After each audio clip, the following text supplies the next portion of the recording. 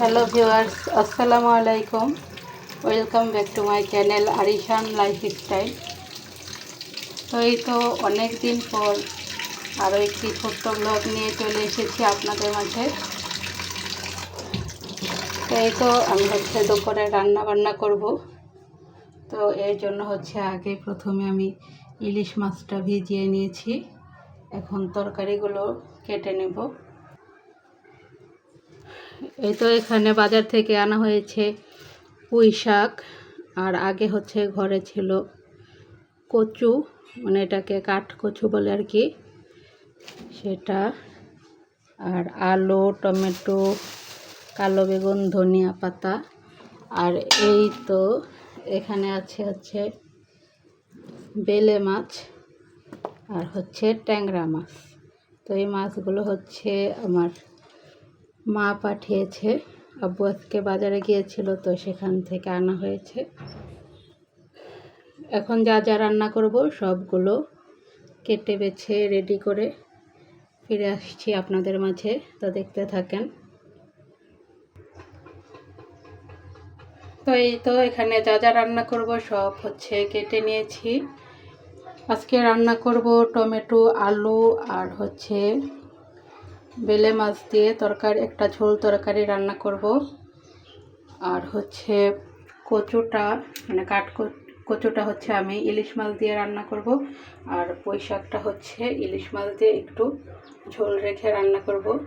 তো এই তো আমি সবগুলো একসাথে তরকারি, মানে সবগুলো তরকারি একসাথে কেটে বেছে ধুয়ে নিয়েছি। তো চলেন রান্নাটা স্টার্ট করি।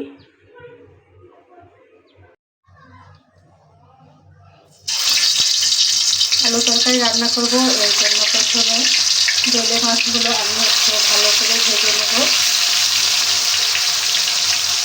মাছগুলো আমি কড়াইতে দিয়ে দিয়েছি। এখন ভাজা হলে তারপর তরকারিটা আমি রান্না স্টার্ট করে দেব। এটা এখানে আমার মাছগুলো ভালো করে ভেজে নেওয়া শেষ। এখন আলু তরকারিটা আমি রান্না করে নেব। এই তো মাছগুলো কিন্তু আমি সুন্দর করে একদম কড়া করে ফ্রাই করে নিয়েছি।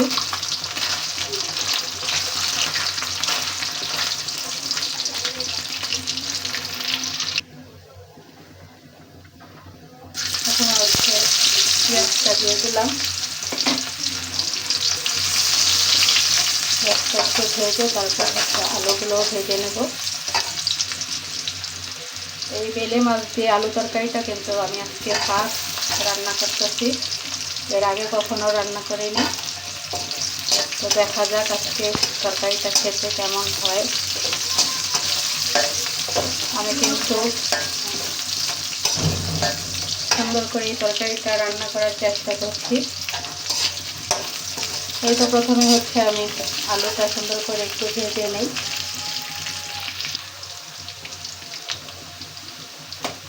আমার আলুগুলো ভেজে নেওয়া শেষ। এখন টমেটো আর কয়েকটা কাঁচামরিচ দিয়ে দিলাম। এখন আরও একটু ভেজে নিয়ে এরপর মরিচ, হলুদ অ্যাড করে দেবো। মানে যা যা লাগবে আর কি সব কিছু অ্যাড করে দেবো।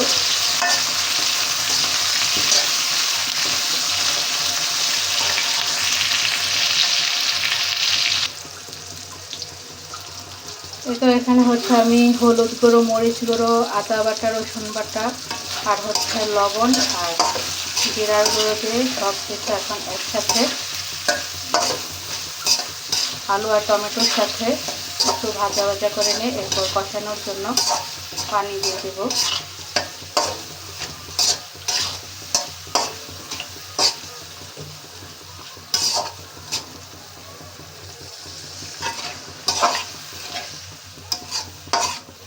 এক একজনের রান্নার ধরন কিন্তু এক এক রকম হয়। আমি এইভাবে রান্না করি, তো এইভাবে মানে আমি যেভাবে রান্না করি তো সেইভাবেই কিন্তু রান্নাটা আমি আপনাদের সাথে শেয়ার করছি আর কি। এই তো কষানোর জন্য পানি দিয়ে দিলাম। এখন ঢাকনা দিয়ে ঢেকে দিচ্ছি। তো এখন এই তরকারিটা পাশে চুলাতে শিফট করে আমি আরেকটা তরকারি বসিয়ে দেব।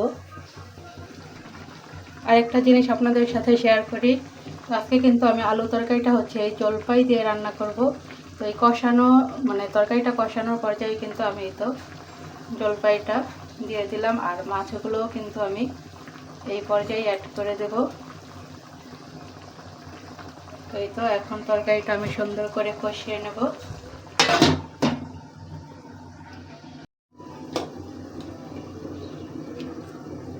যে এই পাতিলে হচ্ছে এখন আমি কাঠ কচুটা রান্না করে নেব। তো এই জন্য প্রথমে ইলিশ মাছটা ফ্রাই করে নিই। আমি কি রান্না করো? হ্যাঁ, কি রান্না করো আজকে? আজকে খাওয়ার সময় দেখো কি রান্না করি। ঠিক আছে, সুন্দর স্মেল আসতেছে। হ্যাঁ, আমি তো কোনো স্মেলই পাই না। আচ্ছা, যাওয়াই করে দাও। তো মাছটা হচ্ছে আমি সুন্দর করে ডিপ ফ্রাই করে এরপর কচু তরকারিটা রান্না করে নেব আর কি।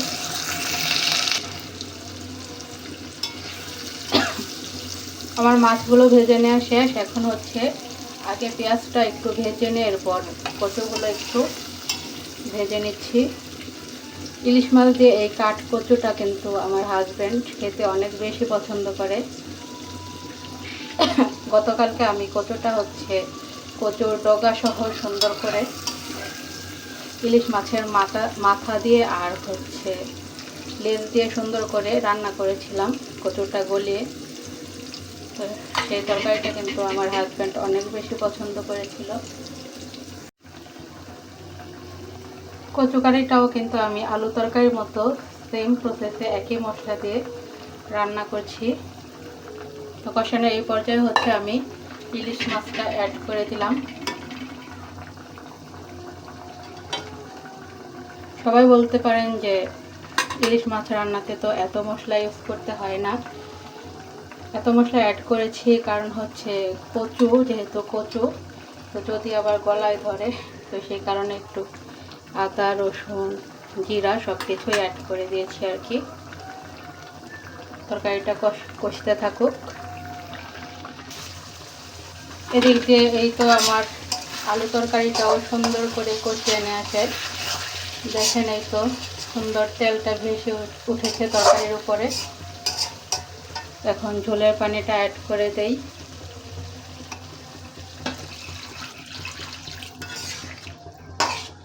ব্যাস এই তো হয়ে গেছে, মানে ঝোলটা অ্যাড করা হয়ে গেছে। এখন তরকারিটা পুরোপুরি রান্না করে এরপর এর ফুল লুকটা আপনাদের সাথে শেয়ার করব। এই তো এখন তরকারিতে ধনিয়া পাতাটা আমি অ্যাড করে দিচ্ছি।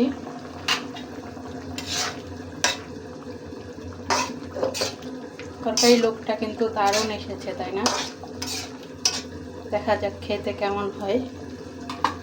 তো রান্না করার সময় কিন্তু আমার ছেলে বলছিল যে অনেক সুন্দর একটা স্মেল বের হয়েছে। তো দেখা যাক খেয়ে কি বলে।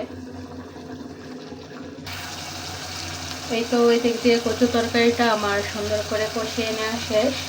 তেলটা উপরে ভেসে উঠেছে। এখন হচ্ছে ঝোলের পানিটা অ্যাড করে দিই। আজকে কচুতে বেশি নাড়াচাড়া করতে পারছি না, কারণ হচ্ছে কচুটা আমি যখন ভাপ দিয়েছি তখন কিন্তু বেশি সেদ্ধ করে ফেলেছি।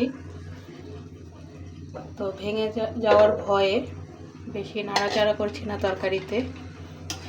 তারপরেও কিন্তু কয়েকটা কচু ভেঙে গিয়েছে, সমস্যা নেই। এই তো কচু তরকারিতে ঝোল দিয়ে দিয়েছি। এখন হচ্ছে পুঁই শাক তরকারিটা রান্না করে নেব। এই তো পুঁই শাকটাও আমি সুন্দর করে রান্না করে নিচ্ছি। পুঁই শাক রান্না করার জন্য প্রথমে আমি মশলাটা সুন্দর করে কষিয়ে নিয়েছি। এখন পুঁই শাকগুলো হচ্ছে আমি সুন্দর করে মশলার সাথে নেড়ে চেড়ে অ্যাড করে নিচ্ছি।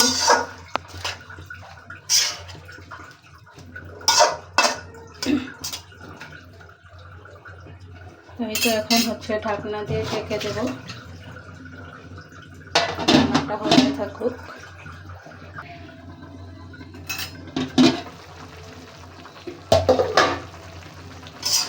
তো এই তো আলহামদুলিল্লাহ আমার সব রান্না বান্না কমপ্লিট। পুঁই শাকটা আরেকটু পরে নামিয়ে নেব। তো আজকে কেমন লাগলো আমার রান্নাবান্নাগুলো আপনাদের কাছে অবশ্যই কমেন্ট করে জানাবেন। আর বেশি ভালো লাগলে অবশ্যই একটা লাইক করে দিবেন।